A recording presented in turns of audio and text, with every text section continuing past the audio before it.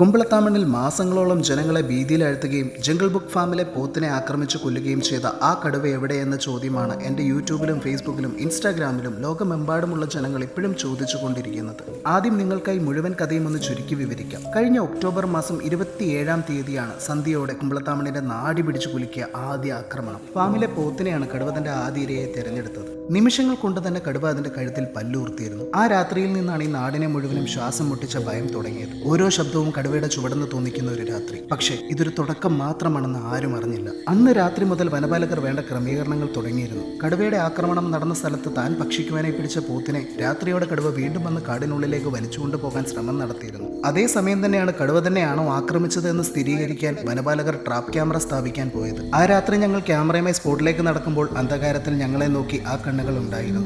ഞങ്ങളെ കണ്ട കടുവ കാടിനുള്ളിലേക്ക് മറഞ്ഞു. അവിടെ ഞങ്ങൾ കണ്ട കാഴ്ച പോത്തിന്റെ കഴുത്തിൽ നിന്നും വീണ്ടും ചോര ഒലിക്കുന്നു. വീണ്ടും കടിച്ചു വലിക്കാൻ ശ്രമിച്ചിരിക്കുന്നു. പിൻഭാഗവും കടുവ ഭക്ഷിച്ചിരിക്കുന്നു. അടുത്തുള്ള ഒരു മരത്തിൽ പോത്തിനെ ബന്ധിച്ചിട്ടുള്ളതിനാൽ മാത്രമാണ് കടുവയ്ക്ക് തന്റെ ഭക്ഷണം എടുത്തുകൊണ്ട് പോകാൻ സാധിക്കാഞ്ഞത്. ട്രാപ്പ് ക്യാമറ വെക്കുമ്പോൾ ഇരുട്ടിന്റെ മറവിൽ അവൻ ഞങ്ങളെ വളരെ അടുത്തു നിന്ന് തന്നെ നോക്കി കാണുന്നുണ്ടായിരുന്നു.